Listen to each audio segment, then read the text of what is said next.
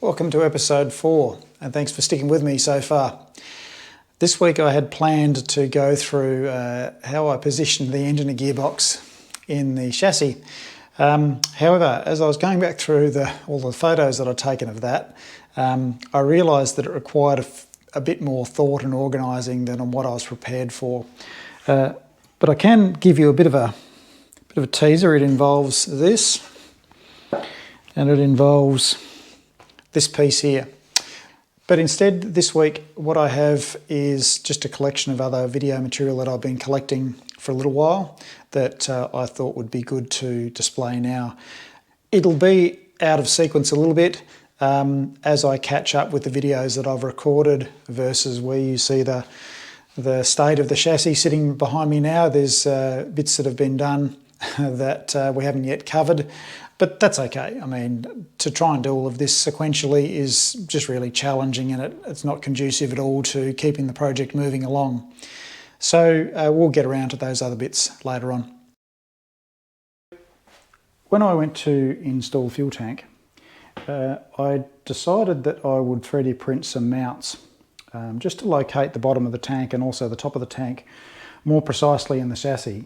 So there's no issue with the tank fitting in there, it all just fits. And there's clearance, but because I've got some things in the way, like what I've done with brake line clamps, I wanted to shift the tank back more closely to the rear of the frame than down to the front.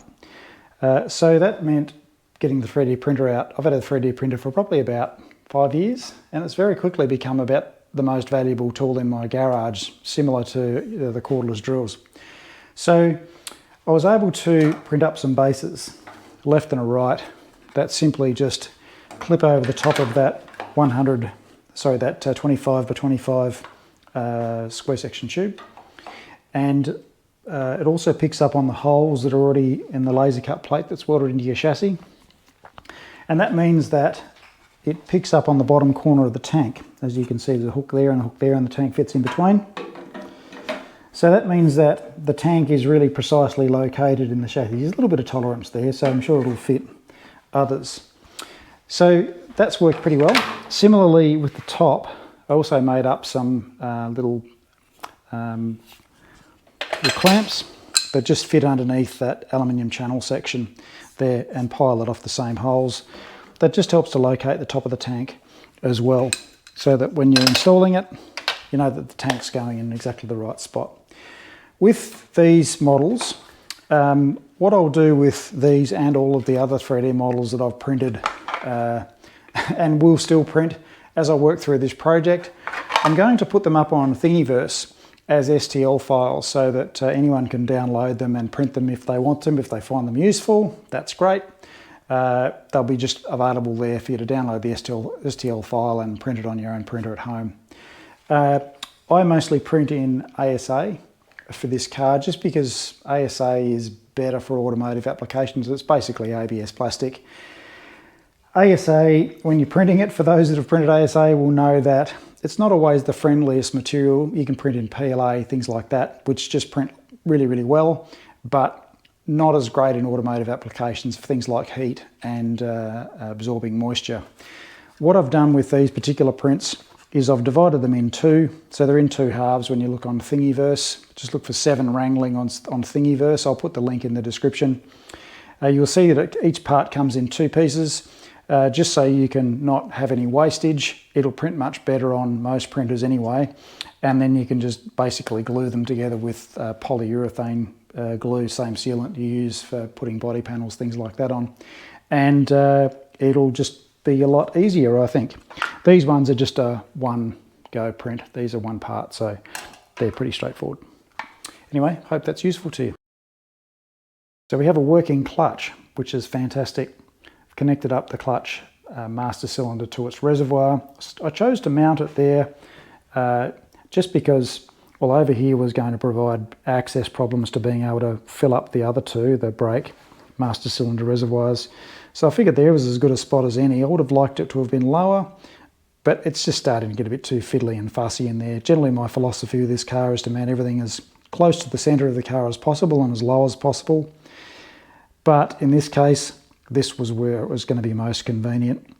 So I think it'll work well. I did choose to go for a braided line which you might be able to just see under there, which I had made locally, which goes in one single length from the master cylinder straight over to the slave cylinder on the side of the gearbox. Just so there's really only 2 leak points, and hopefully that'll provide really good service. One job I still had to complete was making all of the ABS lines now, rather than leaving it up to future Simon to take care of when the engine bay is full of equipment. So I thought I'd take the time also here just to talk you through the process that I used. That white cord there worked out really, really well. It was about the same diameter as the Bundy tube, 3/16 of an inch. I would trace that along the route, along the chassis, get it to a point, put a kink in it about the right length, which you just saw me do there, and then cut it off with this little tube cutter, which was pretty straightforward. It just means that when you're bending the line, you're not wrestling with a whole big length of it. You're only using the length that you're going to be fitting to the car anyway. So once that's done, it's just a case of getting all the kinks out of it. I made up this tube straightener out of 5 sheaves that I bought from some pulley blocks at a hardware store. It actually worked really well. The truth behind it is I wasn't organised enough in time to go and buy one. AliExpress had some, I think, but they were all pretty pricey, and I figured I was only going to be using it for not many times, so this worked really, really well. Once you get it relatively straight, you'll never get it perfect, but you get it, good enough, and you can just straighten it by eye. Next thing is to put the first tube nut on. So make sure you've got the right tube nut on and that you've got it facing in the right direction. It sounds like a simple mistake to make, doesn't it? But yeah, easy enough to do. Then just line the tube up in this really nice turret flaring tool. Get it in about the right spot, clamp it down, rotate the turret around to the right operation, which first operation just produces the bubble. And then once you've done that, you rotate the turret again and it produces the inverted flare. And it works really nice. This machine was fantastic. And then once that's all done, just make sure that the nut sits nicely up inside. Check for concentricity, all that sort of stuff. With all of these ABS lines, I always started from the end of the ABS pump, and I did the same bend in the same location with all the lines. That just meant that that bit was all the same, and it took a little bit of thinking out of it. Same process pretty much all the way through now from here, which is just bend in the right spot. Get to know your bender is probably something that I learned. Understand how long the circumference is around the outside and also the radius, so you can line it up and get it pretty close nearly all the time. The more I did it, the better I got. And then once you get it to about the right length, then you cut it off and you put the final flare on, once again making sure you've got the tube nut on, that it's the right tube nut and that it's facing in the right direction. Complete the flare. Because of how tight this brake line was, I had to do the final flare before I'd finish bending it, and also I had to do the final bend before I did the second to final bend, just because of the shortness of the tube and how tight it was in that particular location. You can see me marking it there, positioning it on the bender at the start of the radius, and then going back, and this last one here I think I just had to do it in my hand and form it around the bender myself because I couldn't clamp it. And then final installation. This was pretty tight, fitting it all in around here. I 3D printed that little bracket there, which just went around the corner of the top of the firewall and allowed all of the 6 lines to sort of sit in that nice little radius that it made. Something I learned with these brake lines too, that if the ends don't go on nicely without fighting you, they probably need some tweaking. So just take it out, give it a little bit of a bend, see where it's not quite aligning, and then fix it from there. And then once you get them right, they just sort of pretty much go in. There's some I prepared earlier. And that's the rear supply line just going in there, that third one there. And then the front supply line from the master cylinder going there. Now this one around the back, the routing of some of these lines can be really quite tricky to get them right. that one, tucking it around the back behind those other two lines there, was the secret there to making it all work, so that they all ran down the front there in that nice long line. Tighten them all up with a flare nut spanner, and then the cap back on the reservoir. And then you can see down here, that's what the arrangement looks like with the ABS brakes. The 6 wheel lines go into a slightly different manifold that allows them to flow straight through down into each of the wheel lines. The non-ABS setup there, just with the 2 master cylinder lines that just go straight into the 2 real lines. Thanks to MK Sports Cars of USA, and also I think James Barber also posted a similar thing, was to try running the rear calipers up the right way as Mazda had them, so that the bleeder's on top. So I hoped this was going to work, because I liked the idea of having the bleeder on the top rather than needing to flip it over when you need to bleed them. I mean, you don't have to bleed brakes very often, let's face it, so it's really not that much of a chore. So I fitted them as just following what MK Sports Cars USA have done in the photos, and it looks like it's going to work, which I'm really happy about. The only thing I might do is have a go at remaking this bracket here. I think it's possible that I can come up with another one that just lifts the cable up at a slightly better angle without really compromising how it fits around the back there in the yoke on the back of the caliper. We'll see how that goes, but thanks for the tip. Finally got the steering wheel in, the handbrake in, obviously the gear levers attached now, the seat and the pedals, and even an operational clutch, which for the first time means I can sit in the car and actually feel what it's like in terms of ergonomics. And it turns out that it's going to be really good. Even with this stock NCMX5 steering wheel, which looks like it's straight out of a bus in comparison to the rest of it. This is 370 millimeters diameter, which is a full 90 millimeters bigger than the wheel that came with the MK. There's a whole other story around that.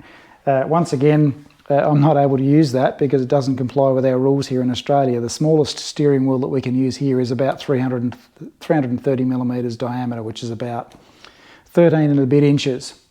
So this is just a placeholder here at the moment. But I have to say, you can still get in and out of the car. It's not like if that was the only wheel I could ever use, it wouldn't be terrible. It'd look a bit stupid, but it wouldn't be terrible. Anyway, my plan was to try and use, I mean, this is all of the NC MX5 switchgear straight out of the car, the ignition barrel onto the steering column that we've already discussed. I was hoping to be able to use all of the shroud around there just because it really fits nicely, and I've got the adjustable steering column from the NC MX5, which I think I might actually lower down a little bit further. It can be lower than what it is now.